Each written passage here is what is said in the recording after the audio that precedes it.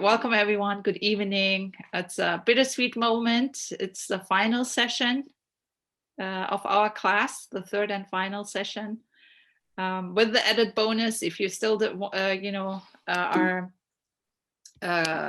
contemplating to join us for the mosque visit, you can still register. You can join us. You can always go there anytime. You don't have to go with this group. The mosque is always open, but it's nice to go as a group and visit the site. For this session, we will be focusing on our particular context, because religion is not lived in a vacuum and geography is important.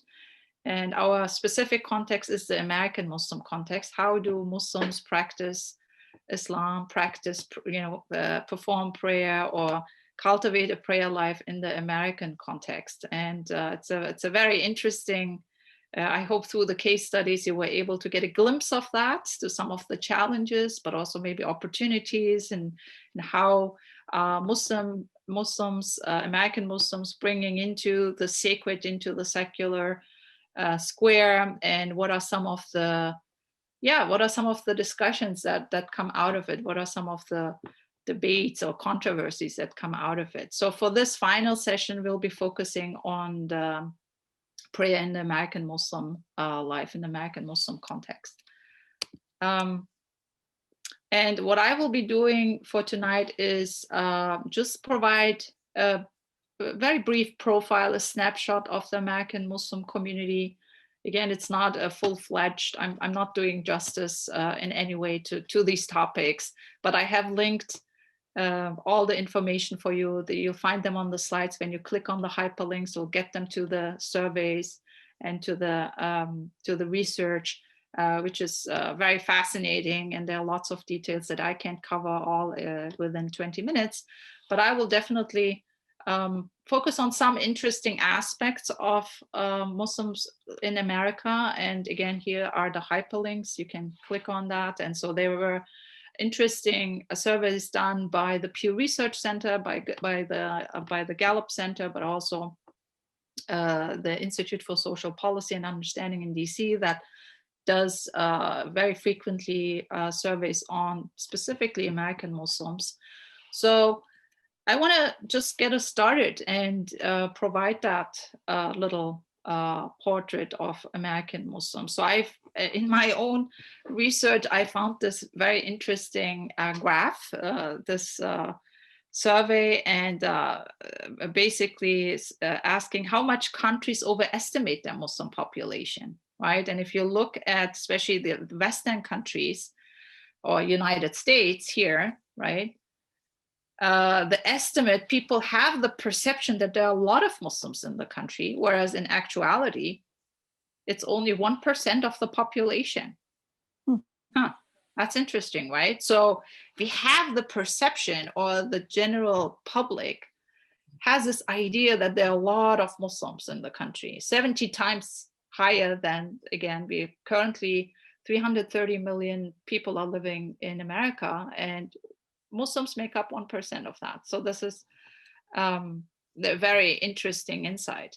I'm asking, why do you think is this so? Is there such a strong perception of, or overestimation of these numbers? What do you think? What's the reason? And if you could maybe share your thought in the chat, I'd be curious. You also see. So we have around 4 to 5 million Muslims in the United States. So again, 1%. It's of course difficult to provide exact data because we don't look at religious affiliation. But if you take the religious holidays, the holiday prayers, where you have a large turnout of Muslims, like recently the Eid prayer, you have usually a lot of Muslims coming, attending, but of course, some might not attend the holiday prayers. But you see that, the data shows us that around 4 million Muslims are attending these holiday prayers, the Eid prayers. So that gives us an estimation, or at least gives the researchers an estimation of how many Muslims are in the country. So with American Muslims, 58% have an immigrant background, right? But there is a large portion, 42%, who are born in the United States. second generation, 18%, and third generation, 24%. So that's interesting. So it's almost like half. So because I'm saying this, sometimes the idea or the perception is that Muslims are completely other. Islam is a religion from overseas, exotic, oriental, and has no place in American society. Whereas now research and of course history has shown that Muslims were here from day one, and they contributed to the fabric of this society, especially when you think about the people who were enslaved, who were coming especially from Western Africa. So you have definitely the African American experience, but it's early on the unique experience of the African American Muslim population that is definitely something that we need to consider when we think of American Muslims or American Islam, right? Especially in Maryland, it's I think here in our own backyard, you see a big South Asian Muslim population. So a lot of Muslims from India and Pakistan. So 20% overall, that's the largest slice of the immigrant population in America, and then followed by 14% from the Middle East, 13% from other Pacific countries, and so forth. But then you also see the American Muslims American Muslim community is a very diverse community. It's also a very young community. So 41% are white, 20% are Black Muslims, 28% are Asian Muslims. And here's an interesting growing figure. 8% of Muslims, American Muslims, are Hispanic, and it's a growing community. There's a lot of growth happening, something that recent research is now paying attention. People in the academy are paying attention to the Latinx experience of Islam. And so we see that it's a very diverse, ethnically diverse, racially diverse community. And then, of course, the fear, the Muslims are coming, which is partially true because the numbers are growing. So we see, for example, in 2007, from 2007 to 2017, that the population of American Muslims is growing, right? So we estimate around the numbers, as I said, 4 to 5 million Muslims, but also in Western Europe, the numbers are growing. Some researchers say it's because of the high fertility rates or demographics, simple demographics. So you have an aging population and there's a young American Muslim community. And that's one reason, of course. Then there's also conversion. So these are some of the factors. In terms of beliefs and what Muslims hold dear, especially American Muslims hold dear, we see, if you remember from the first session, our focus on the Quran, which is for Muslims the word of God, God's self-expression, God's word, right? That 85% affirm the Quran as the word of God, that they believe in God. Believe in God is essential to part of being Muslim. And then second to that, or even almost equal, 70% say that loving the Prophet Muhammad is essential, part of being Muslim. So that gives us an idea why we definitely need to consider the Quran and the Sunnah, the embodied practice of Prophet Muhammad, when we talk about the beliefs and practices of Muslims in the American context, because it gives us the idea that the Muslim experience is informed, the worldview and the conduct and the practices are informed by the Quran and guided by the practice of Prophet Muhammad. What else is important for American Muslims? Working for justice and equality in society, working to protect the environment, and then again, following the Quran and Sunnah is important to them, right, in their daily American lives, that to hold on to the Quran and Sunnah. And you will actually sometimes Muslims hear that America is for them a country where they can practice the Sharia in a broader sense, right? The Sharia is the concept of aiming to please God in all human affairs, to please God and attain God's love in all human aspects of their lives. So that's basically what the Sharia is, whether it's smiling to a neighbor, taking care of your parents, taking care of animals, taking care of the environment, visiting the sick, taking care of the homeless. All of these practices, all of these elements are practices, elements who are anchored in the Sharia, the way of life for Muslims, which is then, of course, the sources for the Sharia, for this, what we call Islamic law, for this, basically this way of life derives from the Quran and the prophetic practice. So it just gives us an idea of what Muslims hold dear, what is important to them. And then for us, of course, in our study and focus on prayer, we see that 43% of US Muslims say they attend mosque weekly, right? So at least once a week, probably the Friday prayer, which is the whole holy day for prayer. It's a day for congregational prayer. It's very similar to the importance of the Sunday service in the Christian tradition. So that, attending the mosque daily is not, it's not even obligatory to go to a mosque to be a Muslim. You can be perfectly unmosqued and still be a Muslim, but still the reality of American Muslim life is congregational. There are mosques and people make an effort to pray in the mosque, but it's not, and we will see in the next slide and some of the next slides, that the mosque is not the location where spirituality is basically prioritized. It's the 5 daily prayers that where people think, okay, this is something that needs to be performed throughout the day in every location. So we see, for example, that 42% in the middle here say that they pray the 5 salat or the 5 prayers daily. Some say, 17%, which is still a good number, say they pray at least some of the 5 daily prayers. But that gives us a sense, that Muslims are carrying this into their daily lives, right? So it's important, and we again here religion is very important in their lives. 65%, 22%, somewhat, but again a big number, big slice of the American population. Oldest Muslims are more prayerful than youngest. If you look at here, the age, it's still a good number. I think American Muslims doing a good job in trying to get the youth excited. But the more we age, it seems the importance of spirituality on a prayer life becomes more important. So 53% of US Muslims, especially in this age group, 55 plus, make more of an effort to cultivate a 5 times daily prayer life. What I found also interesting in this American Muslim poll by the Institute for Social Policy and Understanding is that Muslims profess more private religious devotion. So it's not about trying to make a public show off of practices and their religion. They just want to, practice their devotion and their love for God, but because of the visibility, you can't avoid being public, or because of the motions, right? Especially with prayer, there is a sense you are visible. You can't hide your prayer.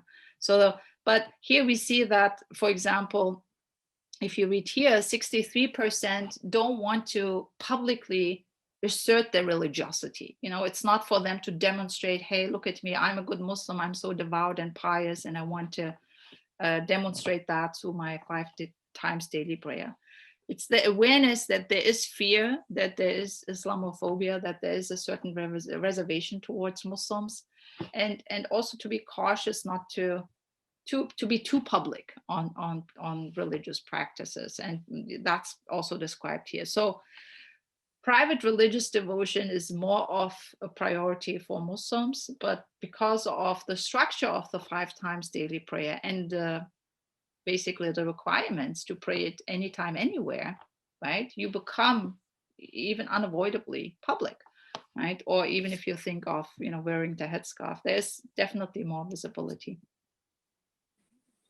So if you look at mainstream societies, again, the climate right now, I mean, it's not surprising. You see here the numbers, half of the American population thinks that the values of Islam are at odds with American values, and the numbers go up even like if you look at different political affiliations.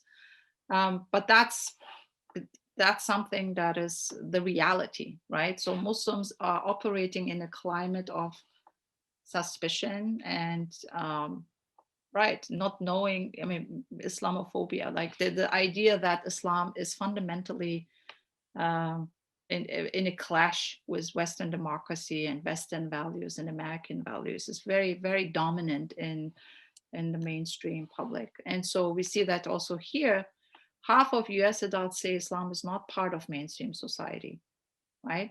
So, and then going further, when you ask, okay, what makes you to come to this conclusion? Have you ever talked to a Muslim? A lot of non-Muslims and a lot of Americans will say, no, I've never talked to a Muslim, right? And I think that is one of the problems, like that people don't have enough exposure. And, you know, to be fair, it's not always easy to, like, I was just talking to my neighbor outside and she said, when do we ever talk about religion? It never, you know, it just doesn't come up. So how do you have those, or how do you create those spaces? How do you create those platforms where people can talk about religion, can meet each other and talk about their religious views, their different religious practices?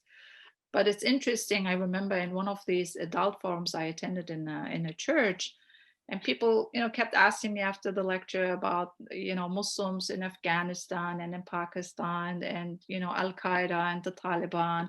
And I said, we are here in Falls Church. You know, this is Virginia. This is the most diverse area that I'm aware of, right? You have Somali Muslims, you have Eritrean Muslims, Ethiopian Muslims, Afghan Muslims, Iranian Muslims. And I asked them, have you ever talked to one of those people?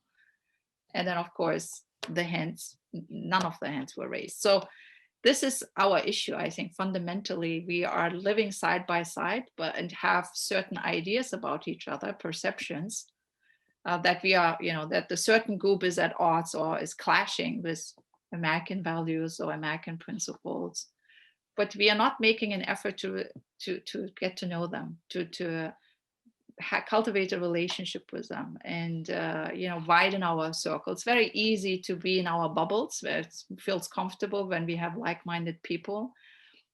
But I think one of the challenges and one of the things that we are trying to do at ICJS is really creating these spaces where we have conversations about religion and we can actually talk and get to know one another. And I think it's, you know, the piece of relationship building where you meet each other as human beings, getting to know each other's ideas and views on life, and where then a lot of the studies show the prejudices actually dissipate, right? Like they actually, studies show that, you know, people come together, have a cup of tea, cup of coffee, that a lot of the stereotypes actually vanished. So I think that is one takeaway when we look at the data. There's a lot of views, you know, mainstream society thinks Islam and Muslims are completely at odds and they're just like very alien to mainstream society. But then you ask the question, have you ever met a person? And then the answer usually is no. So what do we do about this, right? How do we create spaces for interreligious dialogue?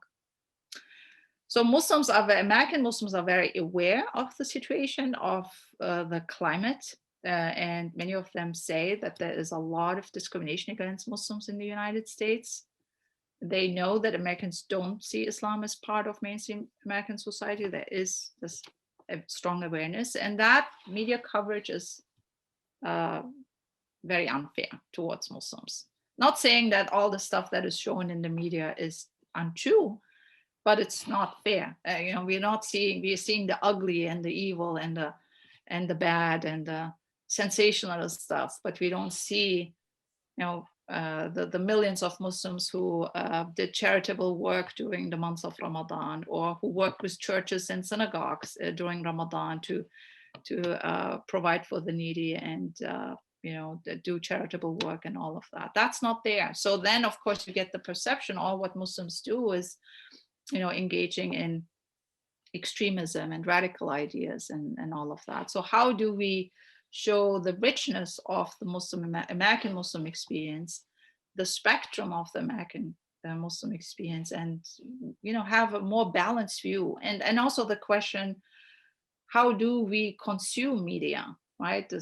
Is there ethical journalism that presents a fair view, but also do we need to be cautious about our consumption, about media, and be careful about what we take in, because then the perception of a certain group changes, right? So just to put that also out there.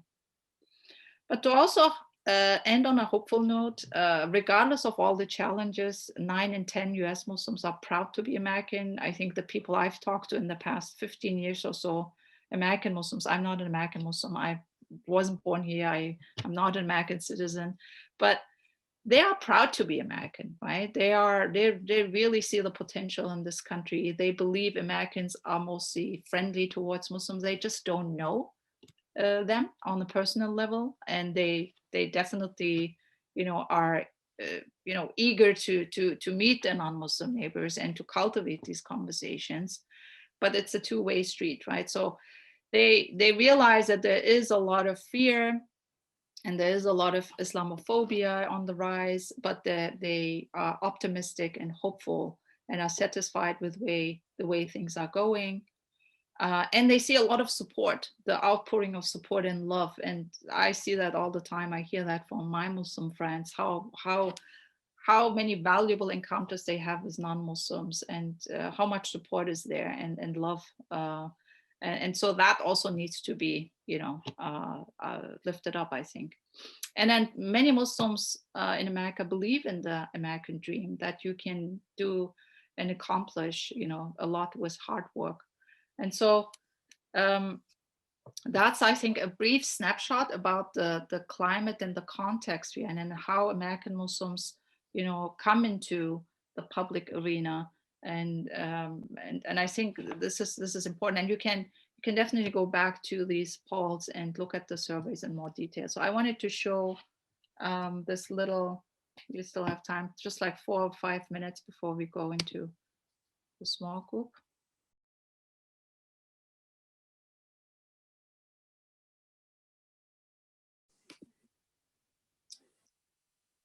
All right, so I will leave you with this brief snapshot of the American Muslim community, and I think you have a lot to discuss, go with the case studies. Oh, actually, I wanted to show you just as a reminder, the questions again. There we go, where's my slide?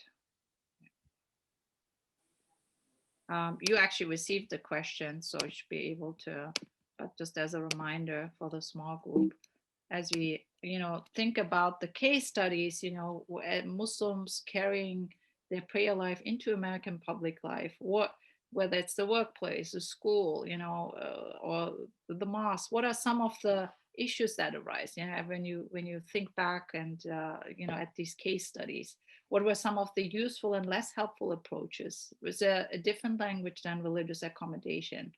What are some possible solutions before things really get ugly and in court? So these are the more the practical things I would like for you to discuss. And we have now, let's say 20 minutes. So you have 20 minutes, and then we'll be back again for the next segment.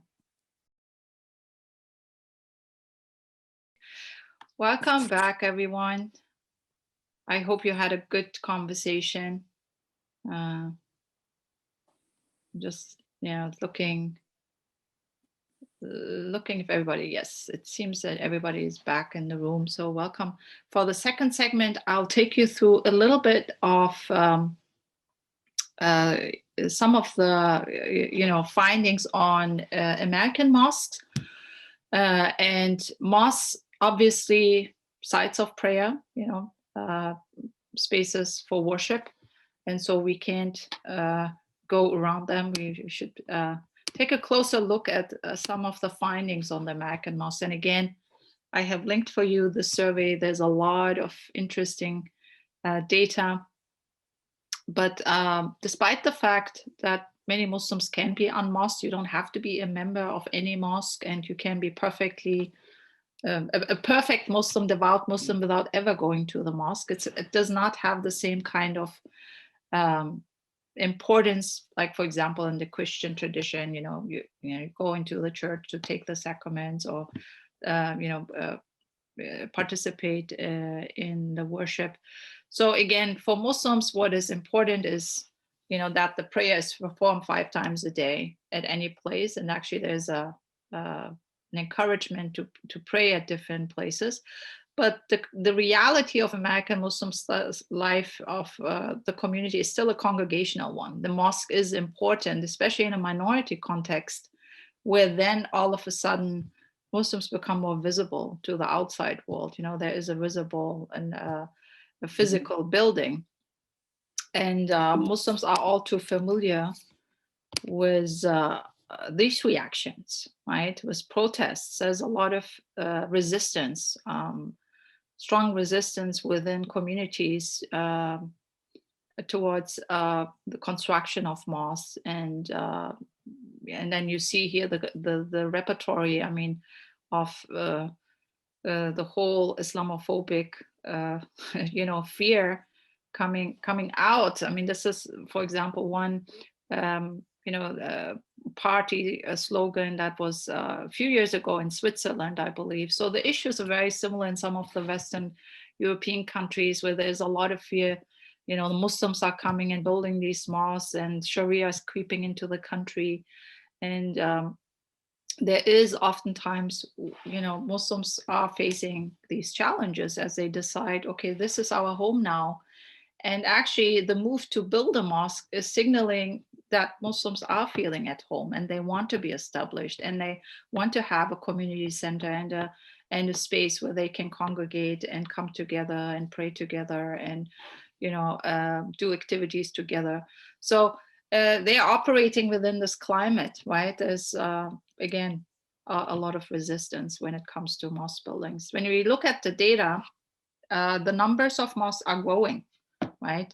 They continue to climb. And then you see 2020, there were 2,769 mosques counted across the nation.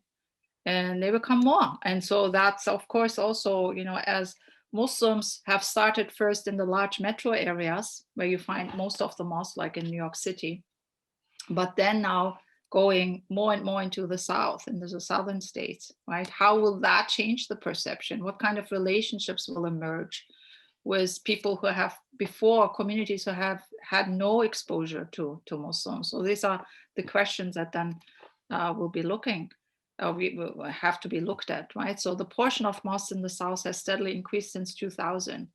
So the dynamics also change, right? Within the country, as the Muslim population is seeking or locating in different places in the country, building these mosques.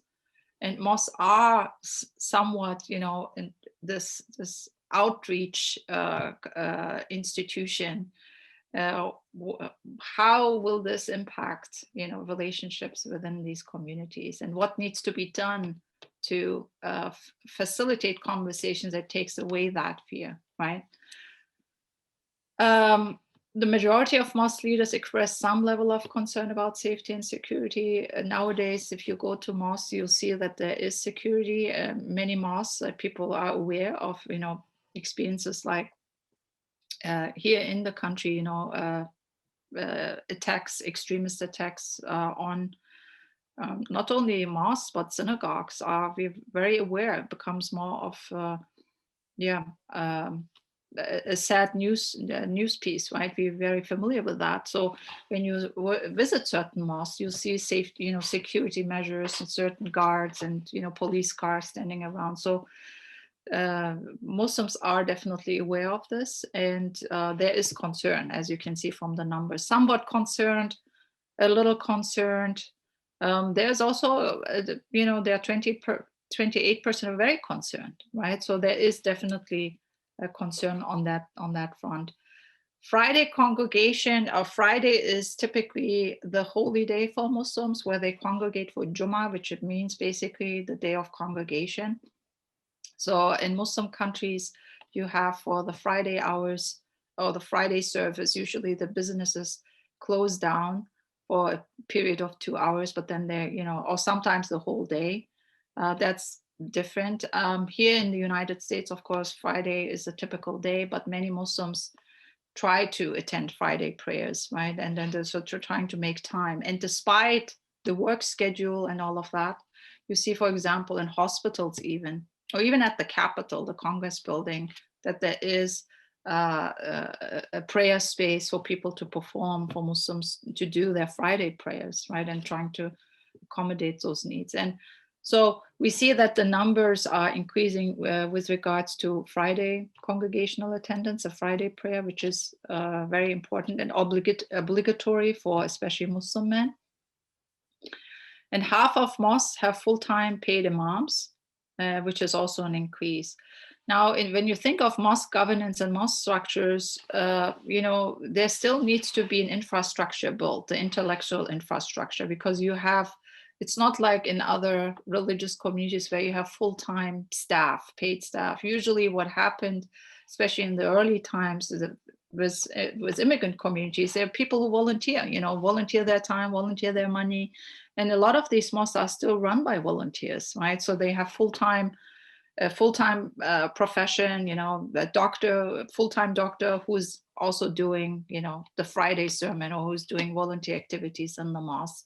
So that then also creates challenges, because a lot of these mosques don't have the resources, the personnel and the finances to do interfaith work, to do outreach work, to do significant, media outreach and all of that. So that's still in the building stage, and you see also that there is some kind of inequality when it comes to trying to network mosques with churches or synagogues and other religious communities, because oftentimes the people are not there, right? Or the people are just too overwhelmed with different obligations. And so it's harder then, of course, for someone who's doing this work on a volunteer basis to commit also to other things while taking care of family, while working and all of that. But we see that the community, the American Muslim community, prioritizes at least, trying to bring up the financial resources so imam can be paid, who is on site all the time, who can provide the religious leadership and the guidance. What's also interesting to me is 47% of the US born imams are African American, right? And so we saw early on, so half of that leadership are African American. So people who are familiar with the context and the culture, which is hugely important, because in the early years, of course, usually with these immigrant populations, what happens is that you have, imams coming from overseas who are not necessarily familiar with the culture and the language, and the unique challenges are on the ground.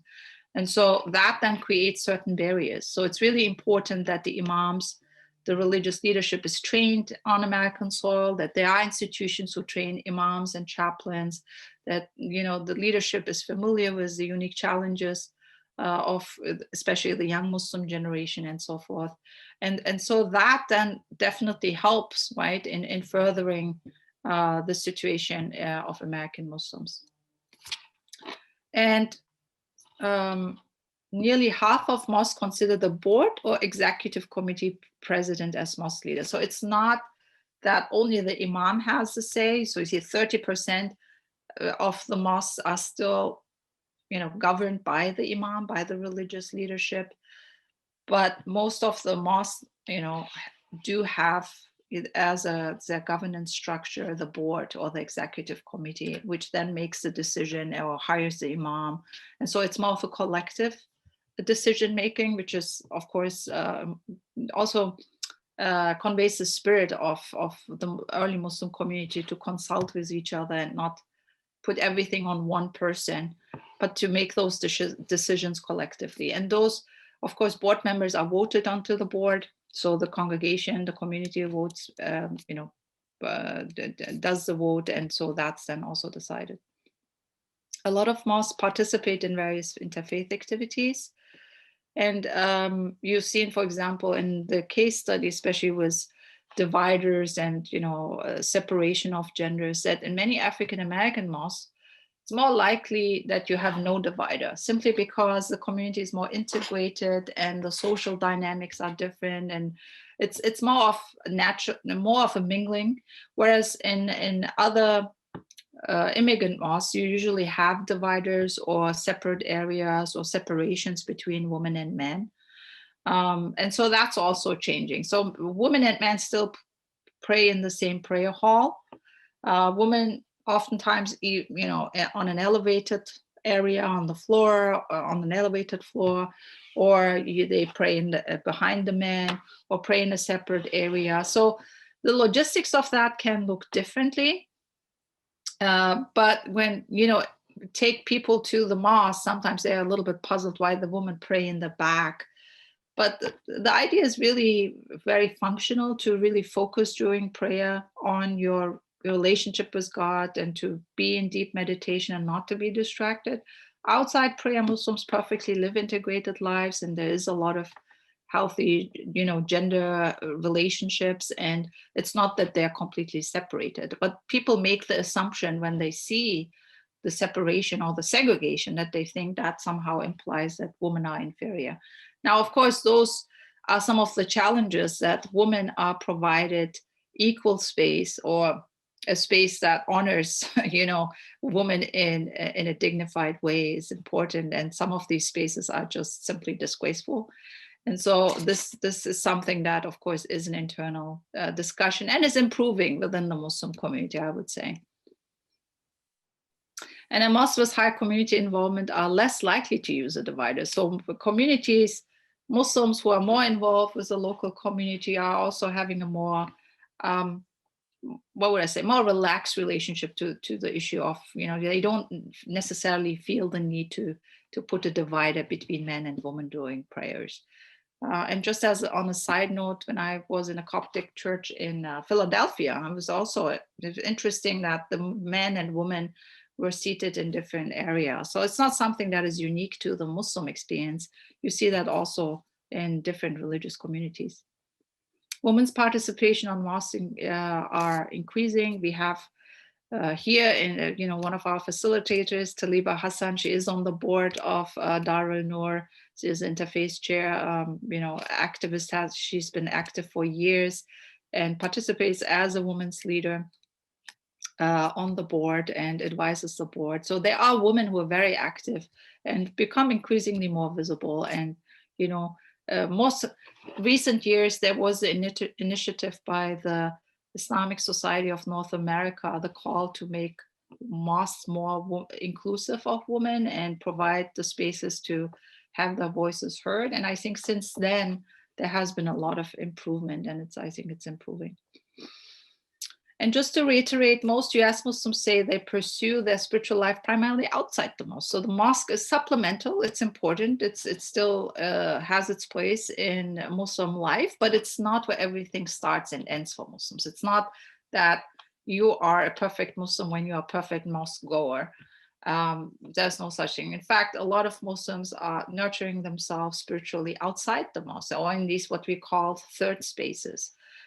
So just to stress the role and significance of the mosque. In the minority context, of course, the mosque as a visible,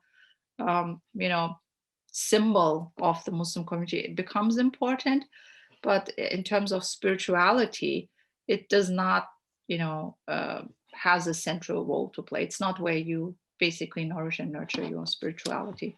So I'm going to stop here, and we'll have, I think, 15 minutes to go into the small groups to talk about this mosque survey, and what are some of the things you've been observing, and especially when it comes to women's inclusion, or like inclusion of individuals and communities. How has been your community been complicit in the marginalization of certain groups in religious spaces? If yes, explain, and what are some of your personal experiences in that regard? Just share. And then for further reflections, as we also come into the plenary, how can we envision an interreligious society? Can we bring our full religious selves to the public sphere, or are there limitations, as the sacred pushes into the secular? And even with the, there's a case with the Supreme Court right now, where one of the football coaches wants to publicly pray, and there is definitely the debate, what's the place of prayer in public life? Is there a place, and how do we make room for people who feel the need to pray, right? And what is our role, individual role as citizens, as we are trying to build an interreligious society? I tend to think that we have people who are in the choir who believe that religious diversity is a force for good. But what is our role specifically as we are trying to champion religious pluralism? And how do we engage religious diversity before we end up in court? What are some of the strategies that we can employ before entering conflict and tension? So I will leave you with these questions for 15 minutes, and I will come back and maybe hear some of your thoughts. Thank you.